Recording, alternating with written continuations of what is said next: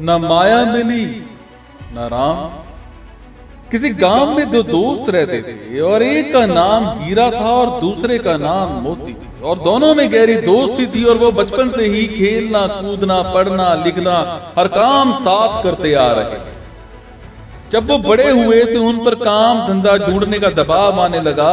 लोग ताने मारने लगे कि दोनों निठल्ले हैं और एक पैसा भी नहीं कमाते। और एक दिन दोनों ने विचार विमर्श करके शहर की ओर जाने का फैसला किया। अपने घर से रास्ते का खाना पीना लेकर दोनों भोर होते ही शहर की ओर चल पड़े। और शहर का रास्ता एक घने जंगल से होकर के गुजरता था।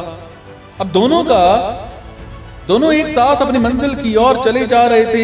रास्ता लंबा था तो उन्होंने एक पेड़ के नीचे विश्राम करने का फैसला किया। अब दोनों दोस्त विश्राम करके बैठे ही थे कि इतने में एक साधु वहां पर भागता हुआ आया।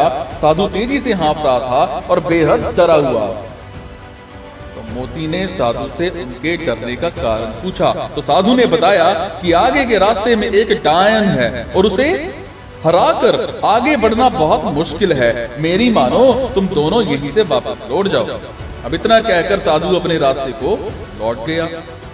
हीरा और मोती साधु की बातों को सुनकर असमंजस में पड़ गए। दोनों आगे जाने से डर रहे थे और दोनों के मन में घर लौटने जाने का विचार आया, लेकिन लोगों के ताने सुनने के डर से उन्होंने आगे बढ़ने का निश्चय किया। आगे का रास्ता और भी घना था और वो दोनों बहुत डरे हुए भी थे। और कुछ दूर और चलने के बाद उन्हें एक बड़ा सा थैला पड़ा हुआ दिखाई दिया। दोनों दोस्त डरते हुए उस थैले के पास पहुंचे। अब उसके अंदर उन्हें कुछ चमकता हुआ नजर आया। खोलकर देखा तो उनकी खुशी का कोई ठिकाना ही ना रहा।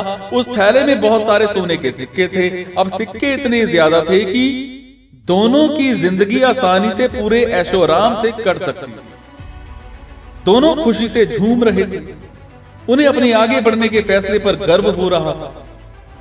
अब साथ ही वो उस साधु का मजाक उड़ा रहे थे कि वो कितना मूर्ख था जो आगे जाने से डर गया। अब दोनों दोस्तों ने आपस में धन बांट ले और साथ ही भोजन करने का निश्चय किया। अब दोनों एक पेड़ के नीचे बैठ गए। हीरा ने मोती से कहा कि वो आसपास के किसी कुएं से पानी लेकर आए ताकि भोजन आराम से किया जा सके। मोती पानी लेने के लिए चल पड़ा।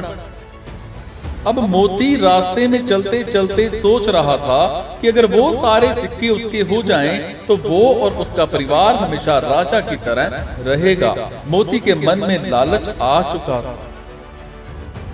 वो अपने दोस्त को जान से मार डालने की योजना बनाने लगा। पानी भरते समय उसे कुएं के पास उसे एक धारदार हथियार मिला। उसने सोचा कि वो इस हथियार से अपने दोस्त को मार देगा और गांव में कहेगा कि रास्ते में डाकुओं ने उन पर हमला किया। अब मोती मनी मन अपनी योजना पर खुश हो रहा था। वो पानी लेकर वापस पहुंचा और मौका देखते ही हीरा पर पीछे से वार कर दिया। अब देखते ही देखते हीरा वहीं ढेर हो गया। मोती अपना सामान और सोने के सिक्कों से भरा थैला लेकर वहां से वापस भागा और कुछ 1 घंटे चलने के बाद वो एक जगह रुका। अब दोपहर हो चुकी थी और उसे बड़ी जोर से भूख लगाई थी। उसने अपनी पोटली खोली और बड़े चाव से खाना खाने लगा। लेकिन ये क्या, थोड़ा खाना खाते ही मोती के मुंह से खून आने लगा और वो तड़पने लगा।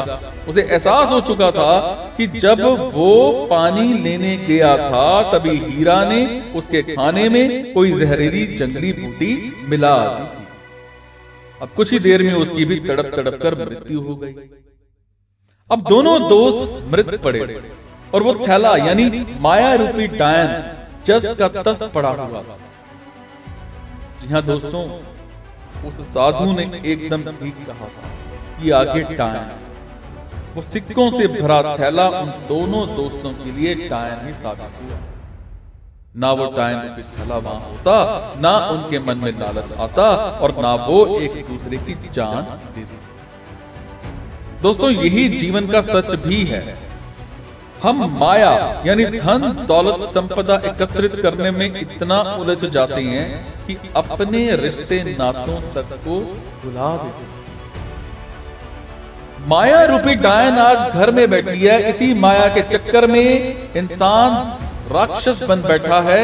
हमें इस मोटिवेशनल स्टोरी से ये सीख लेनी चाहिए कि हमें कभी भी पैसों की जरूरत से ज्यादा महत्व इंपॉर्टेंस नहीं देना चाहिए और अपनी दोस्ती अपने रिश्तों के बीच में इसको कभी नहीं लाना चाहिए।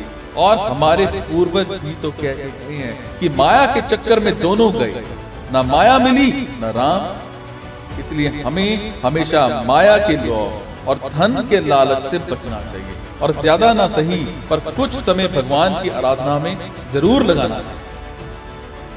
चेन्नई में समुद्र के किनारे एक सज्जन धोती कुर्ता में भगवत गीता पढ़ रहे थे। तभी वहां एक लड़का आया और बोला कि आज साइंस का जमाना है, फिर भी आप लोग ऐसी किताबें पढ़ते हो। देखिए जमाना चांद पर पहुंच गया है और आप लोग ये गीता रामायण पर ही अटके हुए हो। तो उन सज्जन ने लड़के से पूछा कि तुम गीता के बारे में क्या जानते हो? तो वो लड़का जोश में आकर के बोला, अरे बकवास, मैं विक्रम साराभाई रिसर्च संस्थान का छात्र हूं, आई एम अ साइंटिस्ट, ये गीता तो बकवास है हमारे यहाँ। तो वो सज्जन हंसने लगे। तभी दो बड़ी बड़ी गाड़ियां वहां आई। एक गाड़ी से कुछ ब्लैक कमांडो निकले और एक गाड़ी से एक सैनिक ने पीछे का गेट खोला। तो वो सज्जन पुरुष चुपचाप गाड़ी में जाकर के बैठ गए। लड़का ये सब देखकर हक्का बक्का था। उसने दौड़कर उनसे पूछा, सर आप कौन हैं? वो सज्जन बोले, तुम जिस विक्रम साराभाई रिसर्च इंस्टीट्यूट में पढ़ते, मैं वही विक्रम साराभाई। लड़के को 40 वॉट का झटका लगा। इसी भगवत गीता को पढ़कर डॉक्टर अब्दुल कलाम आजीवन मांस ना खाने की प्रतिज्ञा की। गीता एक महाविज्ञान है, गर्व कीजिए।